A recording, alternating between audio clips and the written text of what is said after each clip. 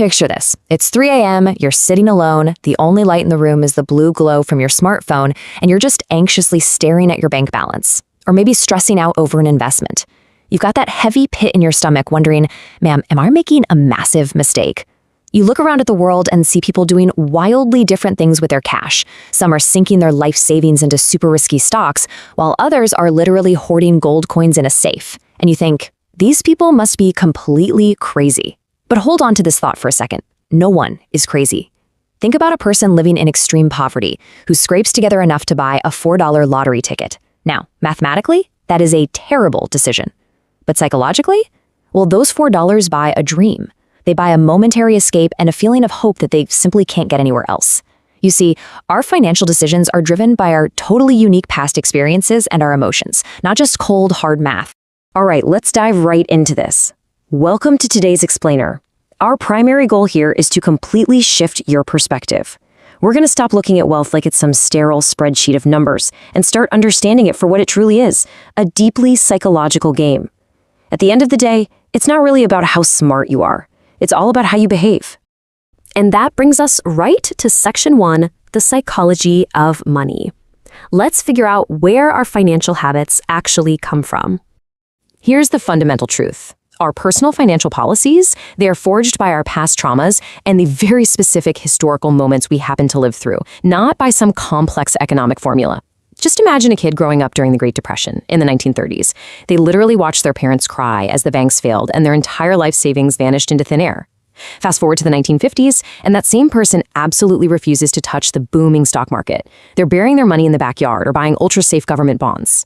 Now contrast them with someone born in 1970. This person came of age seeing the stock market as this golden ticket that made people rich overnight. So they invest heavily and totally embrace risk. Guess what? Neither of these people is crazy. They are both acting perfectly rationally based on the completely distinct, lived experiences written in the notebooks of their own lives. There's actually a psychological term for this. It's called naive realism. We falsely believe that we see the financial world exactly as it is, when in reality, actually, scratch that, we see the world as we are. When you see someone take on a mountain of massive debt just to buy an overly expensive luxury car, your first thought might be that they're just foolishly showing off. But maybe, just maybe, they grew up feeling inferior. And to them, that car isn't just a way to get from point A to point B. It's a desperate attempt to heal those childhood wounds of feeling lesser than. Deep down, we're all just trying to fix our inner child. Sometimes we just do it with a very expensive steering wheel. Moving right along to Section 2, the game of luck and risk. We're about to see how dangerously thin the line really is between a visionary genius and a reckless fool. You know how we absolutely love to idolize extreme success stories? Take someone like Cornelius Vanderbilt, who built a massive railroad empire. The guy blatantly broke laws and famously said he didn't care because he had the money. Because he succeeded, history hails him as a visionary genius. But think about it. If his extreme risks had failed and he'd gone to prison, history would have labeled him a greedy criminal fool. The outcomes totally warp our judgment. So the absolutely crucial point here is understanding the sheer, terrifying scale of luck. Just take this mind-boggling probability. 1 in 300 million. In 1968, there were roughly 300 million high school-age kids in the world. Only 300 of them attended Lakeside School in Seattle, which was literally one of the only schools on the entire planet that had pooled funds to buy a computer. And one of those 300 kids just happened to be a 13-year-old named Bill Gates. Gates himself openly admits that without the extreme luck of having access to that specific computer at that specific time, Microsoft would never have existed. But wow, there is a tragic flip side to this coin. Bill Gates had a best friend at Lakeside named Kent Evans. According to Gates, Kent was the smartest kid in school, an equally brilliant coder who shared the exact same dream of starting a software company. But right before graduation, Kent died in a mountaineering accident, an incredibly rare 1 in a million risk. Gates caught the 1 in 300 million wave of pure luck. His equally talented friend caught the 1 in a million wave of fatal risk. The takeaway? Outcomes are never purely based on hard work or intelligence alone. Which perfectly sets up Section 3, compounding and endurance. Look, if luck is totally out of our control, managing our ego is 100% in our control. And without a sense of enough, greed will eventually destroy even the smartest minds out there. Take Rajat Gupta. He was an orphan who rose up to become a global corporate leader with a cool $100 million fortune. That is enough money for generations. But he sat in boardrooms surrounded by billionaires and suddenly he felt poor.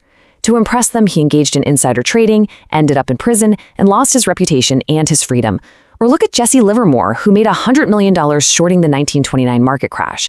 He felt like a market god, pushed his risks entirely too far out of pure hubris, went completely bankrupt, and tragically ended his own life. The lesson here? If you don't define what enough is for you, that hunger is going to eat you alive. So what's the antidote to that reckless hunger? It's compounding. Albert Einstein reportedly called compound interest the eighth wonder of the world. We look at someone like Warren Buffett and we think, oh, his true genius is just picking the right stocks.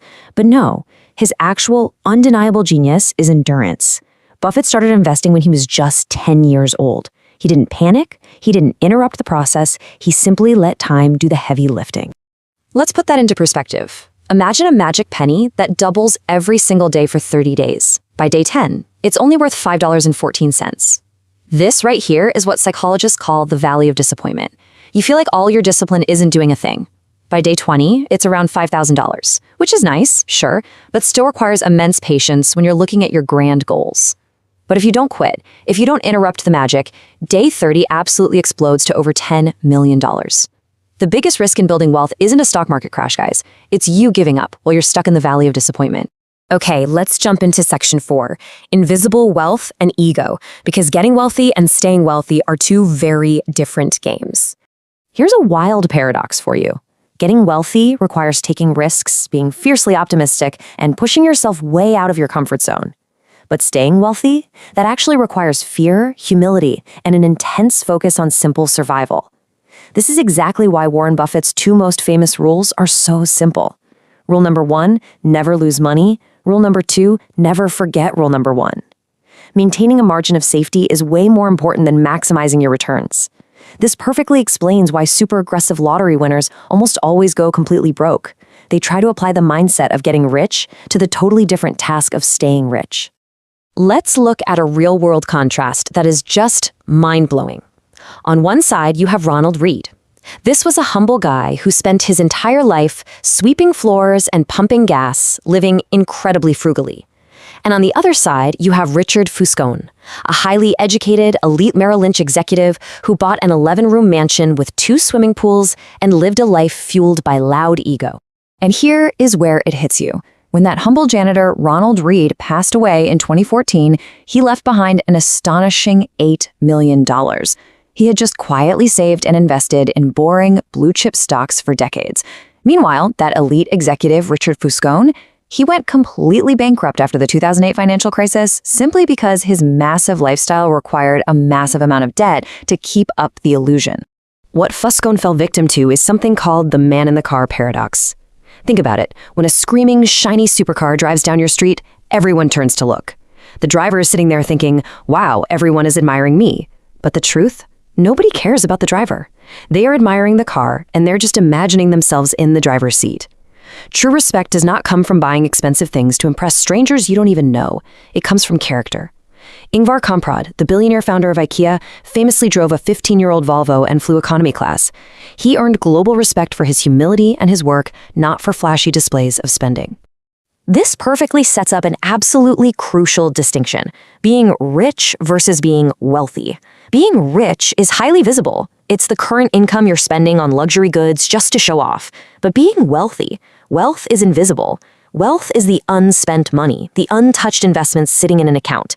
Every single time you spend money on a luxury item just to show people you have money, you are quite literally reducing your actual wealth. So what's the point of all this? Let's wrap it up with Section 5, the true purpose of money. Listen, the absolute highest dividend your money can ever pay you is simply the ability to control your own time. Look back at the 1970s energy crisis. The world didn't solve that massive problem by frantically drilling for more oil everywhere. They solved it through energy efficiency. They saved the resources they already had. The exact same principle applies to you. Your savings rate matters so much more than your income. A massive study at Cornell University interviewed hundreds of elderly people at the very end of their lives. Do you know how many of them said, "Man, I wish I had worked more hours to buy a bigger house"? 0. Not 1. Their biggest regret across the board was losing time with their family and missing out on doing the things they actually loved. So I want to leave you with a really practical mindset shift that you can try out today. The very next time you're tempted to make a big luxury purchase, look at the price tag. But whatever you do, don't calculate that cost in dollars. Calculate it in hours of your life. Ask yourself, how many hours do I have to sit at a desk answering to a boss just to pay for this object? Once you realize you are trading literal pieces of your finite life, I promise you that expensive status symbol is going to lose its appeal real quick. Which leaves us with one final provocative question for this explainer. Look closely at your own financial habits today and ask yourself honestly, are you buying things or are you selling your freedom? Because the very moment you stop trying to build an empire of ego, you can finally start building a fortress of freedom. Thanks so much for joining me on this explainer, and I seriously challenge you to start buying back your time, starting today.